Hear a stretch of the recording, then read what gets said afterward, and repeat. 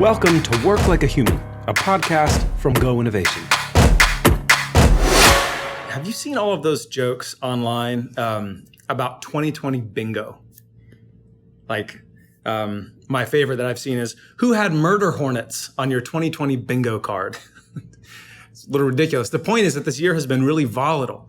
So there has been and there continue to be massive amounts of uncertainty and change. We don't know what's going to happen with the virus, with protest movements, with our economy, with political polarization, and on and on.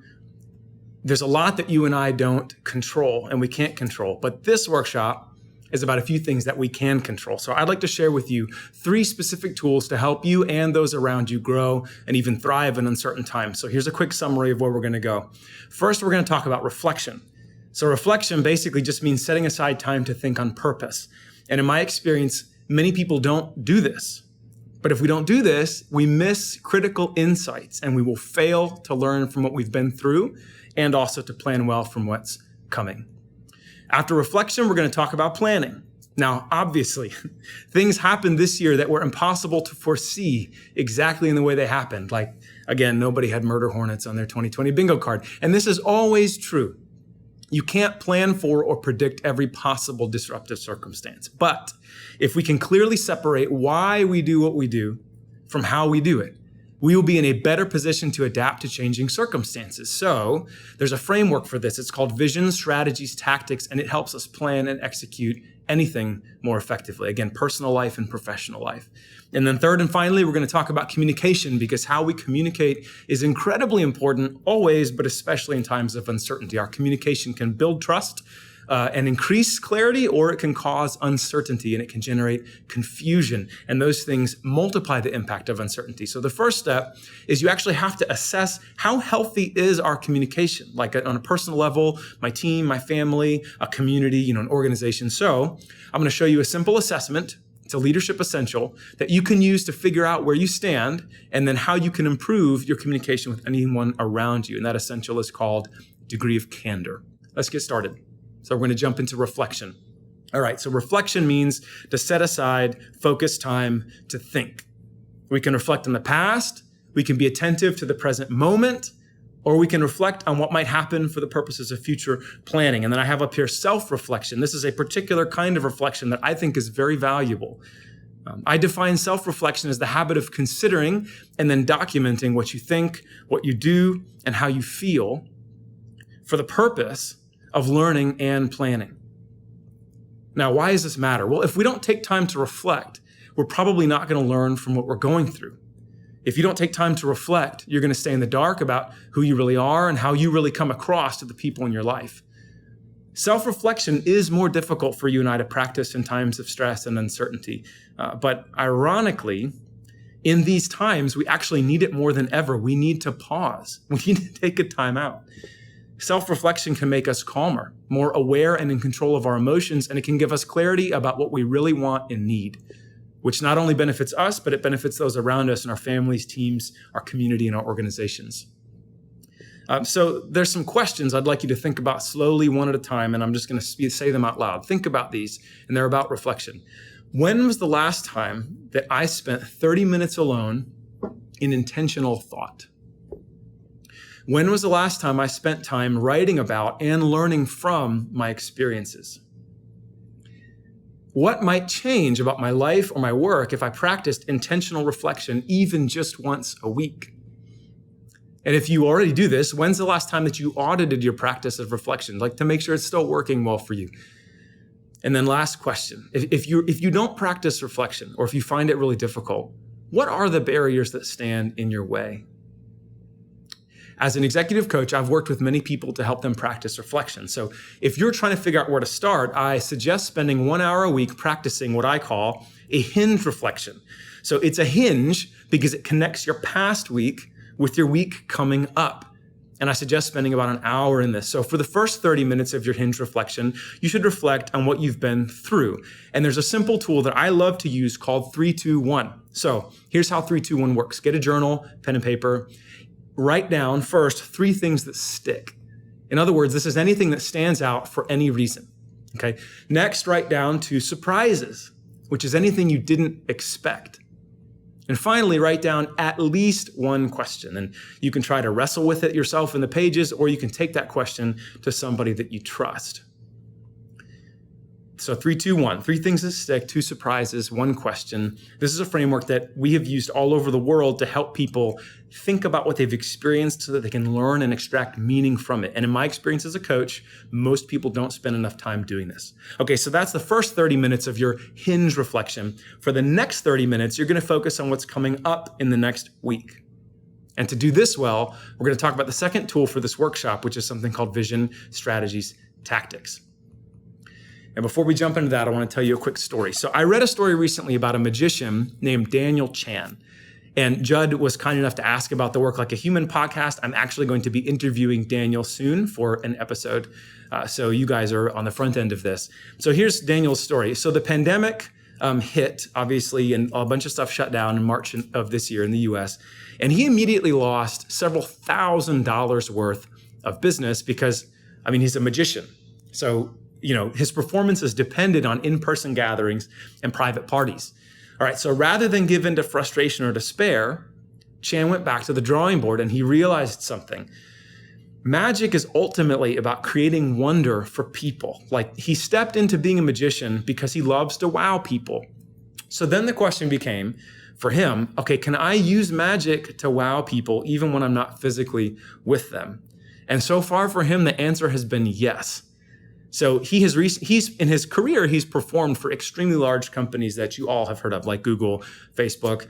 Recently, he's performed for a couple of very big tech giants whose names you would know over Zoom. So he has rethought his magic business over Zoom. And then in the interview that I was reading about this with a blog called The Hustle, the journalist tells a story about he actually did magic over email with the journalist.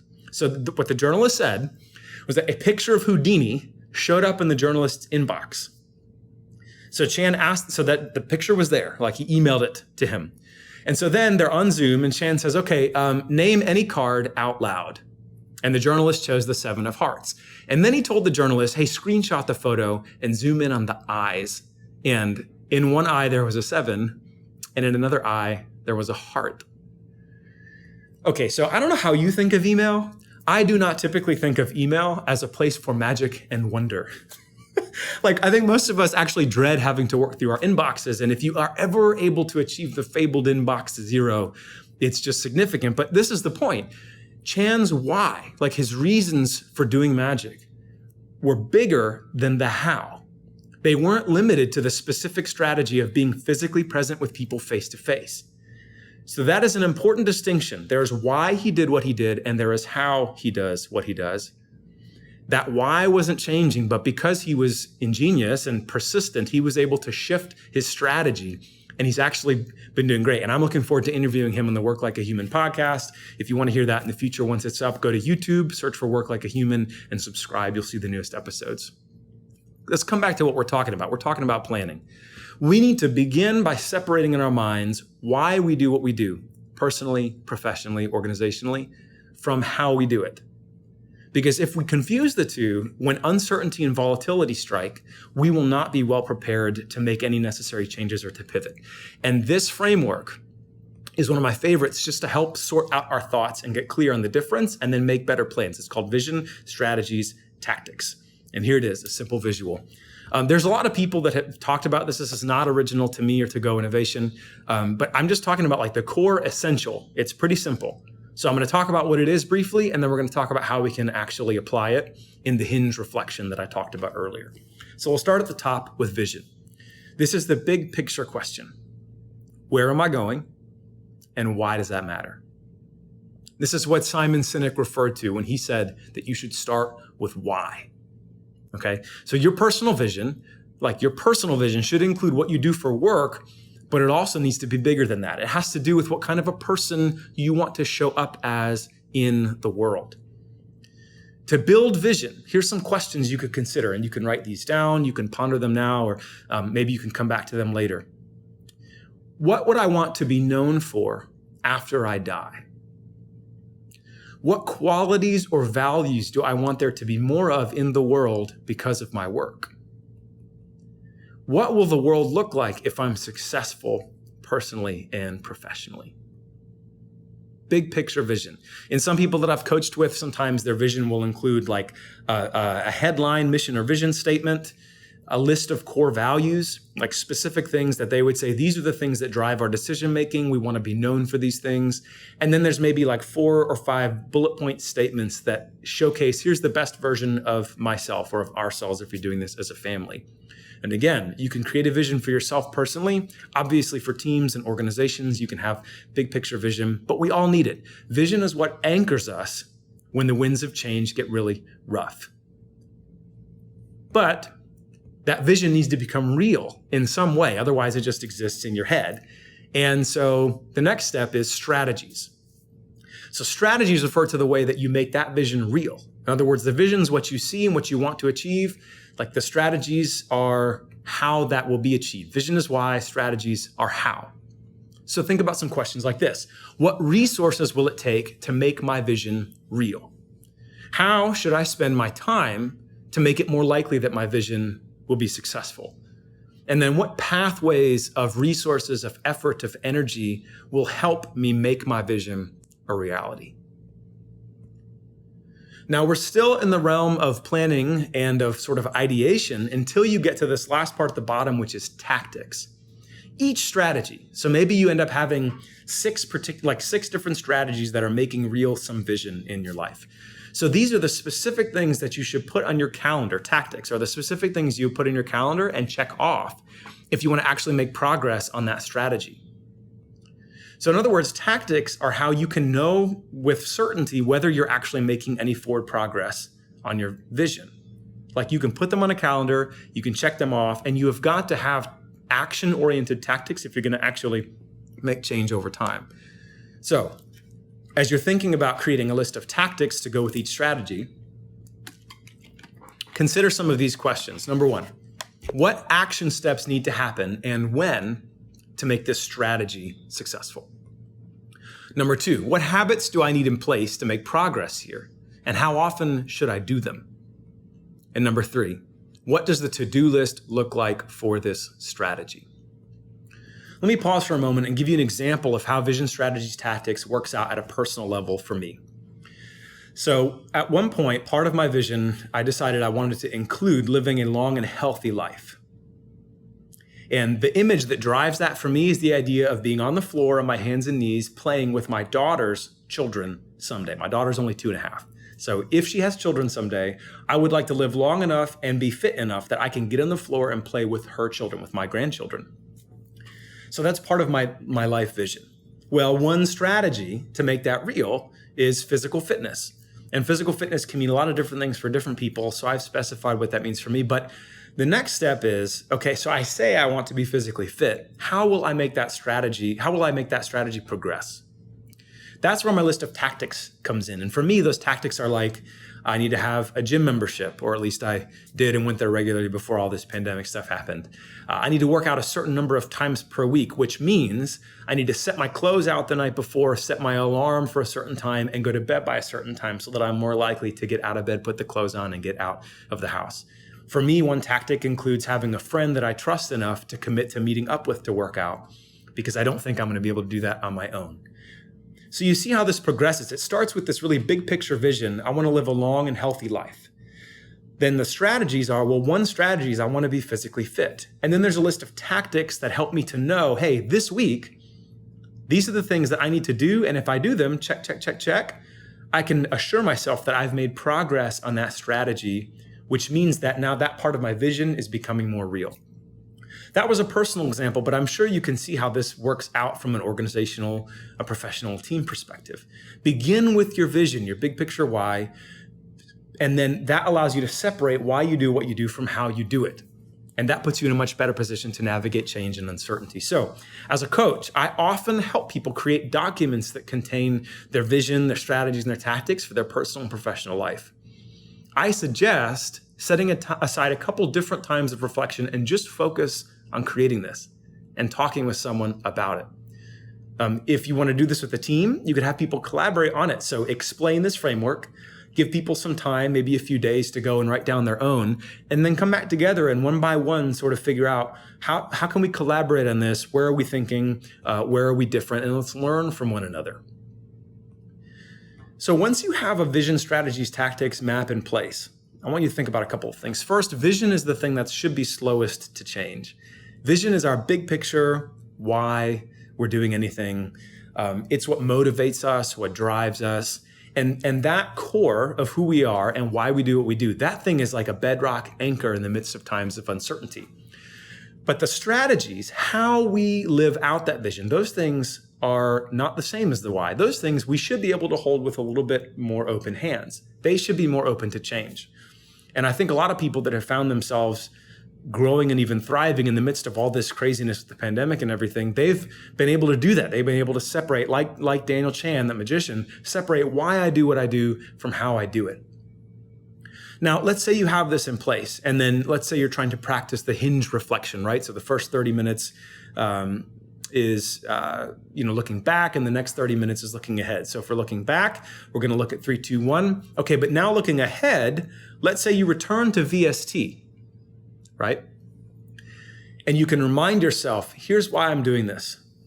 Last week, I was working on this particular strategy. It occupied a lot of my time. And here are the tactics that I had written down that I wanted to accomplish. And then I can remind myself, oh my goodness, I've been in the weeds all week. Let me work my way back up and remind myself and be refreshed about why those strategies or why those tactics are so important, because they're advancing a vision that I believe is good and helpful for me and for people around me. So in this Hinge reflection, the first 30 minutes are 3, 2, 1. The next 30 minutes, look at your VST map, look at the tactics you tried to check off last week, and then update your to-do list for the next week. Well, how do you know what your to-do list should be? Simple. Look at your strategies and remind yourself, what are the tactics that I need to do, and when and how often do I need to do them to make forward progress? Or maybe you can reevaluate how you spend your time. Like maybe you said this vision is important and therefore you recognize certain strategies need to be in place, but then you look at how you've spent your time. In other words, you look at the tactics that you've been checking off.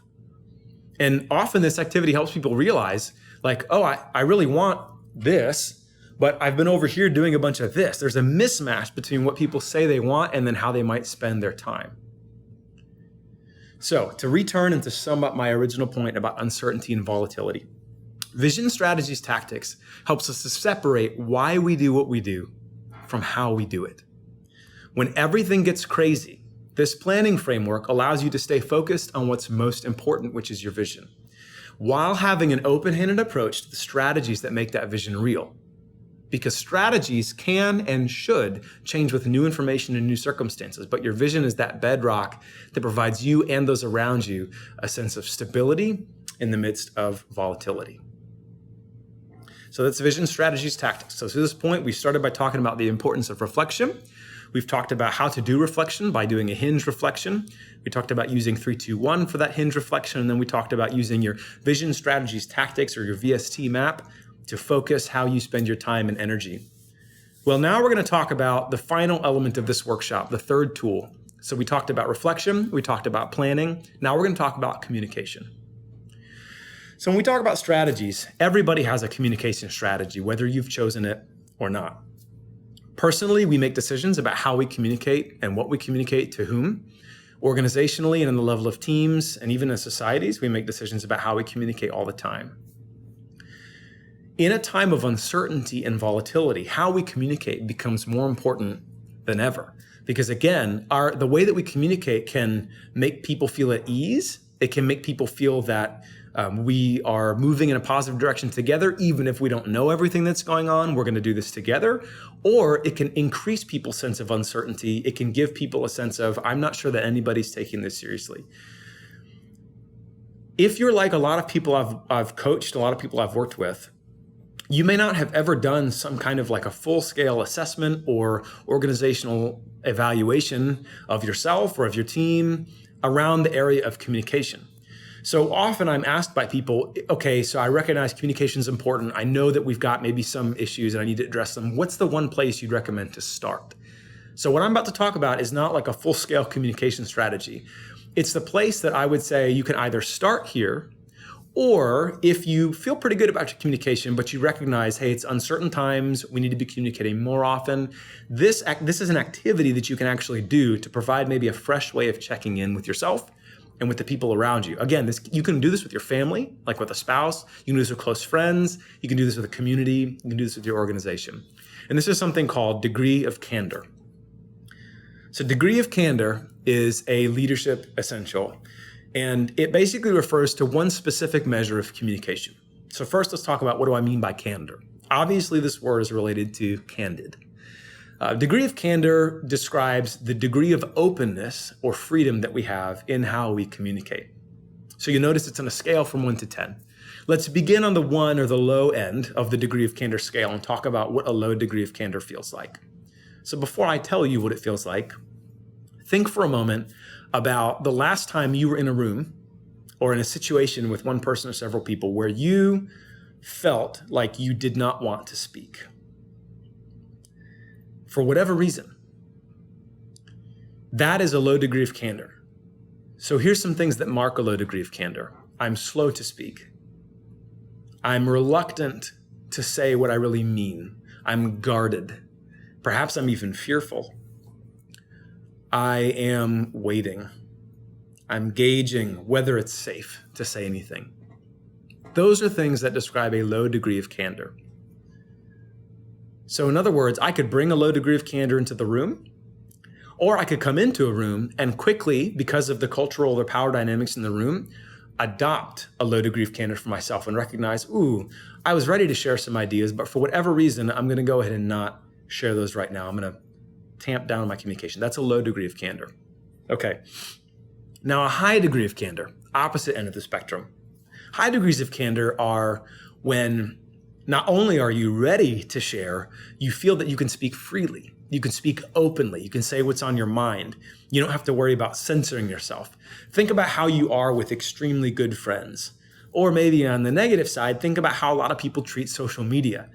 Social media has essentially removed the filter that may otherwise have existed between thinking a thought and posting it somewhere publicly. And we can type with our thumbs really quickly, and then whatever we think goes somewhere. And I'm sure you've thought of recent examples of people who recorded a video or said something that was way too candid about what they thought, and as a result, they may have lost their job.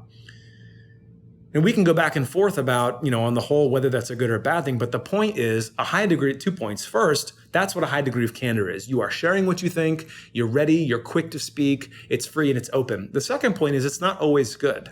And a low degree of candor is not always bad. So sometimes it can be appropriate to be slow to speak. Sometimes the most powerful leader in the room is the person that chooses to allow him or herself to speak last. Sometimes it can be really inappropriate to speak freely and quickly. Sometimes you can say too much. You can overshare, TMI kind of deal. So that's a high degree of candor. Now, why does this metric matter? So there's been a lot of research into basically what makes teams high performing. And in some of that research, the way that teams are able to communicate with each other, in other words, teams that can communicate with a higher degree of candor tend to be higher performing. So stop for a moment and think about why that is. It's actually fairly intuitive. Like if I'm with a working group as an example, and we're supposed to accomplish some big hairy goal, if everybody in the group feels ready to share their ideas, they don't feel hesitant, they're not fearful, but they're like sharing them freely. I'm not afraid that my idea is going to be judged or like shouted down. Then stuff's going to flow. You're going to get a lot accomplished. You're going to feel better about accomplishing it. I mean, that's just the way it is. So obviously teams that tend to exhibit high degrees of candor, appropriately high degrees of candor, tend to get more things done. Now, I'm sure you have known maybe in your life that person in the workplace who had an inappropriately high degree of candor. Maybe they make inappropriate jokes or they just are too ready to share a lot of personal life things in contexts where that's just not that called for. But that's not what I'm talking about. I'm talking about being in a meeting and you feel comfortable when someone asks a question and they're looking for ideas, you can share your idea and you're not worried that it's going to get dumped on by someone in the room. We all have seen and known how that feels when I share an idea and it gets handled poorly. It just totally chills down your desire to share anything else. So what can we do with this? Why does it matter? Well, as I said, in a time of uncertainty, there's two equal and opposite errors, and we can map those errors to degree of candor. So in a time of uncertainty and change and volatility, some people err on the side of really low degrees of candor. So some people are just in denial. Nope, we're fine. Nothing's wrong. And they don't talk about it. Some people clam up and they don't share. So maybe you've got employees who are like, wondering, hey, it feels like there's some change on the horizon. What are we doing to adapt our business development strategies? I'm not hearing anything from my managers. They're not saying anything. That fosters toxicity because everybody knows there's like an elephant in the room and no one's willing to address it. And often that's because maybe people are fearful of saying too much. They don't want to overcommit when they don't know. But it's possible to be open and free without lying to people or acting like you know what you don't know, right? So that's one error. In times of volatility and uncertainty, people can clam up or they can deny it and just say, no, we're fine, we're fine. We want to avoid that. The other error that happens is people can err on the opposite side. So if you're a CEO, as an example, your frontline workers don't need to hear every single doubt and question that you have spoken out loud. One of my favorite examples of somebody who has just not always done a great job of this is Elon Musk. Elon Musk, for all of his brilliance, does not have a good filter on his Twitter, and he'll tweet things that will affect Tesla's stock prices, and the board has to rein him in. He's been looked into for legal violations because of this stuff. That's an example of an inappropriately high degree of candor. And especially in a volatile season, we want to be candid with people. We want to share honestly and openly, but we don't need to share every single possible thing. Like every single possible scenario, every single doubt that we have, you don't need to say that. And you don't need to say that to every single person. So the conversation we have as a collection of president and vice presidents of a company may be different from the conversation that a vice president has with her 3 managers, as an example, or that those managers have with their direct reports. So what can you do with degree of candor? How can this help you with your organizational strategy in volatile times? The simple thing is, first, think about it for yourself. So analyze your actions and your words over the past week and assign yourself a number on degree of candor scale, like how candid have I been in general? Maybe you can think of different people. How candid have I been with my spouse? What's the number I could put on that? And then why is that number the way that it is? How candid have I been with my direct reports? How candid have I been with my board? How candid have I been with my friends? Put a number on that. And it can often tell yourself a lot about what you've been going through. If, say, if you're honest, you're like, oh, it's a 3. Wow, why have I been so slow to speak? Or wow, it's been like a 9.5 or like an 11. These apps go to 11 kind of deal, right? Maybe there's a reason that you're sharing too much or you're oversharing, you're too quick to share. So first do it for yourself. Then with that self-awareness, sit down with somebody that matters to you, like a friend or a family member or people that you work with, and just show them this concept. Say, hey, I want to talk about something today called degree of candor, because how we communicate matters. And I want us to talk about our communication because we need to communicate right now. It's important. Explain degree of candor, just like I've done. Lay out the 1 to 10 scale, and then ask everybody. The favorite way I've ever done this is you give everybody sticky notes. Put this on a flip chart or a piece of paper in the middle of the table and have people just put a number on their sticky note. What do you think the degree of candor is in our team, in our organization, in our family, in this room right now, in this group? Just write the number, okay? And then have them all pass it in. You kind of shuffle them, and then you take the sticky notes and actually put them on the scale, and it gives you this real-time data set of where you all are with your degree of candor. And that will tell you a lot of interesting things. Are your numbers all spread out so that there's a diversity of perspectives on the team about whether we're able to be open or not right now? Is everybody grouped in one spot? Did you expect that grouping, or was it different than what you expected? Then give people some moments to reflect, like just 3 minutes, and say, okay, in your journal, I'd like you to write down some sentences about why you chose the number that you chose. And what would you like the number to be and why? So why did you choose the number that you have now? And what would you like the number to be? And why would you like that? You will learn so much about how those around you feel ready to communicate. When you have that data, then you can begin making informed decisions about whether you need to update your communication strategy in light of everything that's uncertain and volatile right now. So if you've got a bunch of people that feel like they're not able to be open because they feel like nobody's been talking about what's really going on, that's really important data. You need to take that into account and then figure out, we tell people it's sort of like high intensity interval training. So if you've ever done Insanity as an example, if you've never worked out, you don't jump into high intensity interval training with both feet because you will hurt yourself. You start cranking it up slowly over time until your body and your breathing are able to keep up with what you want to do. Similarly with degree of candor, if most of the people in your office say they're at a 3 or 4, It's not appropriate for you to sit down and have a meeting where you're asking everybody to answer a question that would put them at like an 8 or a 9. That's too far too fast. The question as a leader you should ask yourself is, what can I do to bump up the degree of candor just like 1 or 2 notches over, like slowly? And you can ask people that. Take their anonymous feedback. If create an anonymous Google form and say, hey, if your answer was below a 5, what would it take for you to, in like 2 weeks' time or a month's time, to be able to raise that number by 2 points? So there's a couple things to think about here. First, you need to be monitoring the communication culture of your team, organization, your family, your personal life, because in volatility, we will tend towards one of these 2 extremes. We might shut down or deny that anything's going on, or we may overshare and turn the volume way too high. And either of those extremes are going to potentially hurt people around us. And they're not going to be constructive for our business, our customers, our donors, our stakeholders. Next, this activity, degree of candor, just explain the concept, lay out the scale, and ask people for their perspective. What number would you say that we are right now from your perspective? And then just proceed from there. Ask open-ended questions like, what does that number mean to you? What would it take for you to improve that number? What are some suggestions that you have for us to help us have a healthier communication culture? All of those things work together for you to have healthy communication that you need in the midst of a pandemic.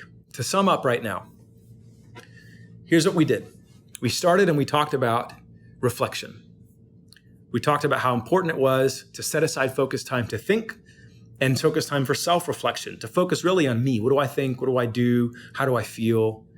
And the way to do that is what I suggested, a Hinge reflection. You set aside an hour a week, 30 minutes to look back, 30 minutes to look ahead. To look back, the tool I recommend is 3-2-1. In your journal, 3 things that stick, 2 surprises, 1 question. Reflect on that, dialogue about it with somebody else. Next, we talked about how important it is to separate why we do what we do from how we do it. And the framework that I like about this is called vision, strategies, tactics. Vision is the big picture why, where am I going, why does that matter? Strategies are the different ways, how will I make that vision real? And then tactics are, for each of these strategies, there's a list of things I can actually put in a calendar and check off to know that I'm making forward progress. And so thinking about that Hinge reflection, you can use that next 30 minutes to reevaluate, am I working on the right strategies? And am I spending my time actually checking off the right tactics, or do I need to reevaluate how I spend my time in light of my big picture purpose? You can do this for yourself, for a family, for a team, for even a whole organization. So there was reflection, there was planning, looking back, looking ahead, and then finally we talked about communication, which is so important in times of change and volatility. And the tool I recommend to give you like the pulse of communication culture within you and around you right now is degree of candor. This is a leadership essential from a scale of 1 to 10, low candor to high candor. How are we communicating? Now remember, high-performing teams, in other words, teams that can weather uncertainty, tend to exhibit higher degrees of candor. So if you discover that the people around you, and I say teams, this could be you and your spouse, when stuff is uncertain, you don't need to shut down with each other. You've got to speak to one another and be open and vulnerable with one another if you're going to make progress. So if you discover that within yourself or within those around you, there's a lower degree of candor than you would like, first ask some open-ended coaching questions to reflect on why that's the case, and then ask some open-ended coaching questions to figure out what could we do to raise this number a couple of notches. We're not going to jump from a 4 to a 10, but we're going to try and inch it upwards because we need one another now more than ever. And if we don't communicate, we're not really relying on one another. In changing circumstances and uncertainty, we need one another, and communication is so important. Thank you so much for watching. Thank you so much about caring about growth, even in uncertain times. I wish wellness and health to you and to yours. Let's stay safe. Let's continue to look out for one another. We are stronger together. Peace.